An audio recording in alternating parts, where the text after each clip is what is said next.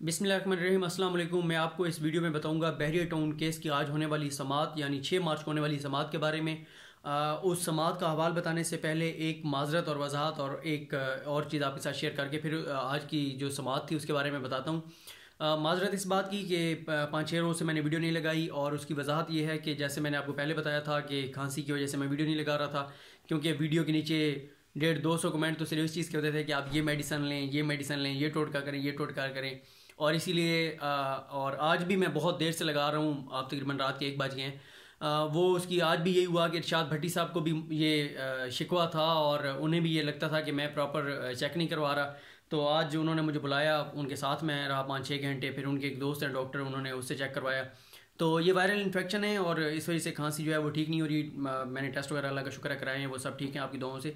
बस ये viral infection है जिसकी वजह से ये मामला चल रहा है और डॉक्टर ने कहा है कि मेडिसिन जो मैं ले रहा हूँ वो ठीक है और इंशाल्लाह जल्द जो है ये खांसी ठीक हो जाएगी इंशाल्लाह। दूसरा यह है कि मैं क्योंकि 5-6 दिन वीडियो तो नहीं लगा सका, लेकिन सुप्रीम कोर्ट जाता रहूँ, केसेस कवर करता रहूँ।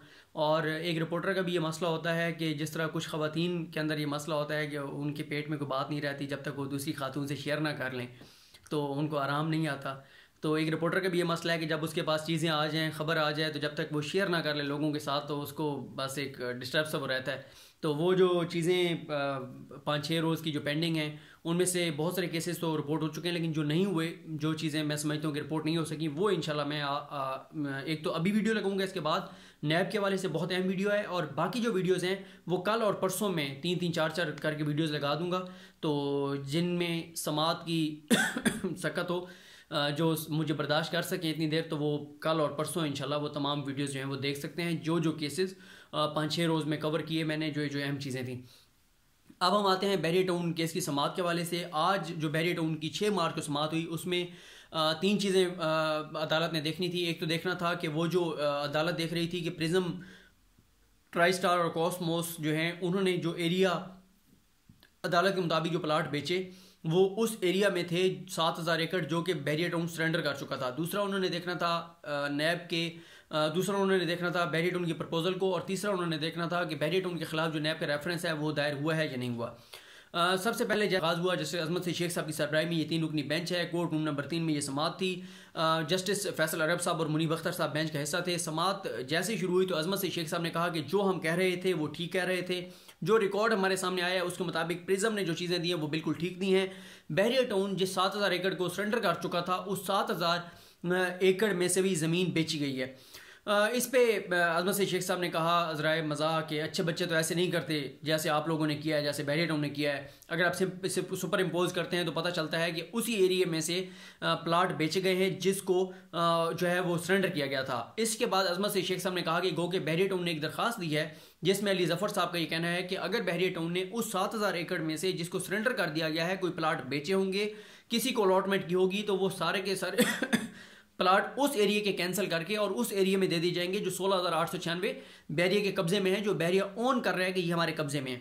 तो इस पे अजमत शेख साहब ने कहा कि आप जो है अगर आप एकोमोडेट कर सकते हैं लोगों को तो आप एकोमोडेट करेंगे, अगर आप एकोमोडेट नहीं कर सकते तो आप जो है वो लोगों की रकम वापस कर दें उस एरिया की, उस 7,000 एकड़ में से जो कि आपने सरेंडर कर दिया है। लेकिन बहरिया टाउन का कहना है कि हमारे पास बहुत ज़्यादा प्लाट अभी खाली पड़े हैं, तो हम उन लोगों को जिनके 7,000 एकड़ में से अगर किसी को हमने अलॉट कर दिया है तो हम उनको वहाँ से ख़त्म करके और उनको उसमें अलॉट कर देंगे जो कि हमारे कब्जे में है। इस पर अजमत शेख साहब ने कहा कि अगर आप करेंगे तो ठीक, नहीं करेंगे तो फिर कानून अपना रास्ता जो है वो खुद बनाएगा। अली ज़फ़र एडवोकेट साहब ने एक और बात की कि एक अखबार में खबर लगी जिसके मुताबिक ये कि आपने यानी अजमत से शेख साहब ने कहा कि हम अली ज़फ़र पे किसी तरह का एतमाद करने को तैयार नहीं है। तो अजमत से शेख साहब ने इस बात की वजाहत की कि जब भी हम ये बात कहते हैं तो हमारा कहने का मकसद ये होता है कि हम जो मुवक्किल है, जो क्लाइंट है, उसकी बात हो रही होती है, क्योंकि वकील जो होता है वो तो मुवक्किल की हिदायत पे अमल कर रहा होता है और उसके मौक़िफ़ को आगे अदालत में बयान कर रहा होता है। तो उन्होंने मुस्कुराते हुए कहा कि हम बहरिया टाउन के तमाम वकला पर एतमाद करते हैं, एज ए वकील उन पर हमें भरपूर एतमाद है, सिवाय अज़हर सिद्दीक़ एडवोकेट साहब के। तो ख्वाजा तारिक रहीम साहब ने कहा कि ये जो हम आपके सामने जो चीज़ें पेश कर रहे हैं उसमें अज़हर सिद्दीक़ साहब का बड़ा रोल है। तो ये अज़राए मज़ाह बात हो रही थी। खैर, इसके बाद अजमत से शेख साहब ने एक बहरिया टाउन के वकील अली ज़फ़र साहब से कहा कि आपने पहले 407 अरब कहा था कराची की ज़मीन का और अब 435 अरब कह रहे हैं और ओवरऑल 480 अरब तकरीबन वो चले गए हैं बहरिया टाउन जो तख्तबड़ी और जो न्यू मरी का प्रोजेक्ट है उनको मिला के। और अजमत से शेख साहब ने कहा कि आपने 9 साल का कह दिया, 12 साल से आप 9 साल पे आ गए हैं, तो 9 जो है वो अनलकी नंबर है। तो ख्वाजा तारिक रहीम साहब ने कहा कि अच्छा फिर आपको लकी नंबर बता दें, तो हम उस पर आ जाते हैं। तो उन्होंने कहा नहीं, आप खुद गौर करें, हम आपको आज ये बता रहे हैं। आज तमाम वकला को उन्होंने कहा कि जो अगली समात होगी उसके लिए उन्होंने एक तरह से जिस तरह नोटिस जारी किए जाते हैं उस तरह इन्फॉर्म किया तमाम वकला को कि अगली समात पे हम तमाम वकला को सुनेंगे, बहरिया टाउन की जो ऑफ़र होगी उसको देखेंगे। अभी भी कहा गया बहरिया टाउन को कि आप जो है अपनी जो मुद्दत है, जो टाइम ड्यूरेशन है उसको भी कम करें और ये जो फिगर है इसको भी थोड़ा सा बढ़ाएं, तो फिर अगली समात में हम इसको फाइनल कर देंगे। तो ख्वाजा तारिक रहीम साहब ने दोबारा कहा कि आप हमें डील ना दें लेकिन डील तो दे दें। तो अजमत शेख साहब ने कहा कि ना डील होगी ना डील होगी।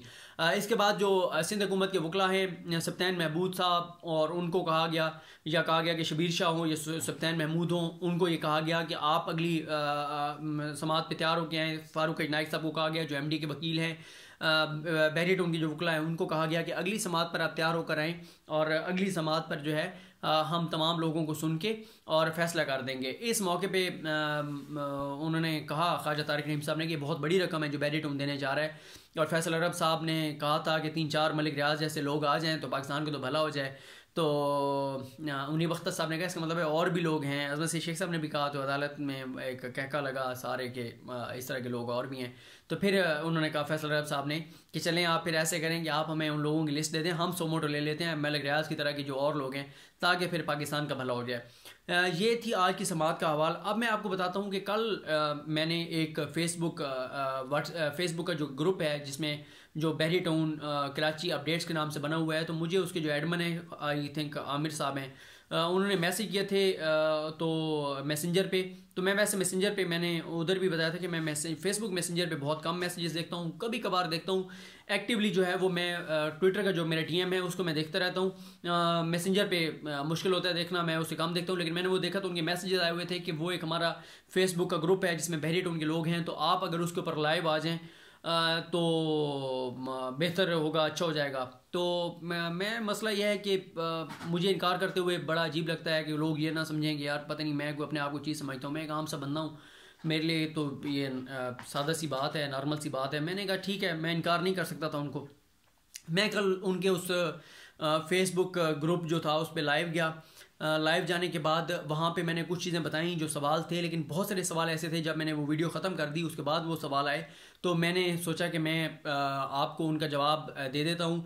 उसमें एक सबसे ज़्यादा सवाल था कि वो जो नक्शा है वो नक्शा अदालत को पब्लिक करना चाहिए कि कौन से 16,896 एकड़ हैं। तो ये बात अभी दुरुस्त है। नक्शा मुझसे पूछा गया कि मेरे पास है या नहीं है, तो मेरे पास उसका नक्शा नहीं है, क्योंकि मैं तो वो चीज़ कवर करता हूँ, रिपोर्ट करता हूँ जो अदालत में होती है। वो नक्शा मेरे पास नहीं है, ना ही मैं उस नक्शे को कहीं पे अपलोड कर सकता हूँ, अगर होता भी सही कि वो कौन सा एरिया है। अलबत्ता जो बहरिया टाउन के ऑथोराइज डीलर हैं डेफिनेटली उनको पता होगा कि 16,896 एकड़ कौन से हैं, कौन कौन से ब्लॉक हैं जो कि उसमें आते हैं। और अब बहरिया टाउन ने क्लैरिफाई कर दिया है कि अगर उस इलाके में, उस एरिया में जो है वो होगा जिसमें सरेंडर कर दिया गया है, तो उसको अकोमोडेट कर देंगे वो किसी और साइड पे जो उनके पास ऑलरेडी पोजेशन में है 16,896 एकड़। कुछ लोगों ने थर्ड पार्टी इंटरेस्ट के हवाले से कहा अदालत को सिक्योर करना चाहिए, तो मैंने उस वक्त भी बताया था कि अदालत थर्ड पार्टी इंटरेस्ट को सिक्योर करने के लिए इतनी समातें कर रही है। इस्लामाबाद और मरी का पूछा गया तो उसकी अभी बात नहीं हो रही, अभी सिर्फ बहरिया टाउन जो है वो कराची की बात हो रही है। फिर ये पूछा गया कुछ दोस्तों की जानिब से फेसबुक के ऊपर कि बहरिया टाउन का, कराची का मुस्तकबिल क्या देख रहे हैं। देखें, मैं तो वो चीज़ें आपको दोबारा कहूँगा रिपोर्ट कर सकता हूँ जो अदालत में मैं देखता हूँ एज ए रिपोर्टर, मैं जो महसूस करता हूँ। बहरिया टाउन का तकरीबन जो है वो सेटलमेंट पैसों की हद तक हो गई है।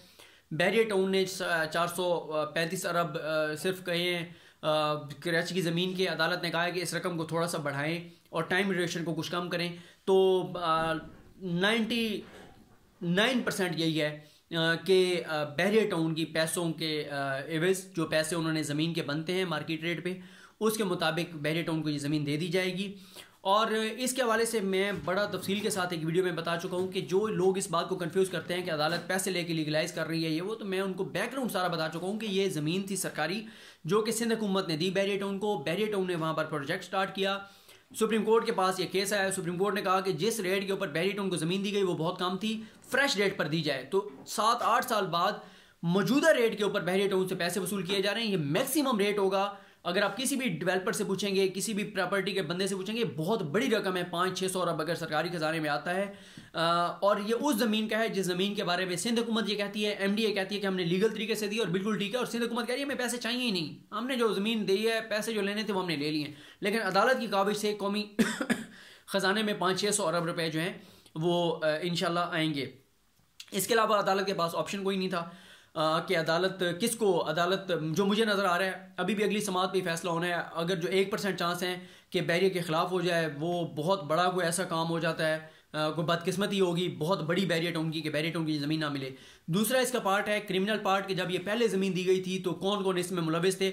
उस हवाले से मुझे ये लगता है कि वो नैब का रेफरेंस ख़त्म नहीं होगा, नैब का वो रेफरेंस चलेगा, और कि जो जो लोग गैर कानूनी तौर पे बैरियर टाउन को फ़ायदा पहुंचाने में मुलविस थे उनके ख़िलाफ़ जो है वो ज़रूर कार्रवाई होगी। लोगों ने, बहुत सारों ने कहा हुआ है कि बैरियर टाउन की गलती की सज़ा लोगों को क्यों दी जा रही है। अब तो वो टाइम गुजर गया है। जो डेवलपमेंट जिन एरियाज़ में रुकी थी बैरियर टाउन की, या जो प्लाटों की सेल पे पाबंदी लगी थी, जैसे ही अदालत ये फैसला सुनाएगी, अगली समात पे सुनाती है उसके अगली समात पे, तो वो बैरियर टाउन से प्लाट बेचने की जो पाबंदी है वो हट जाएगी।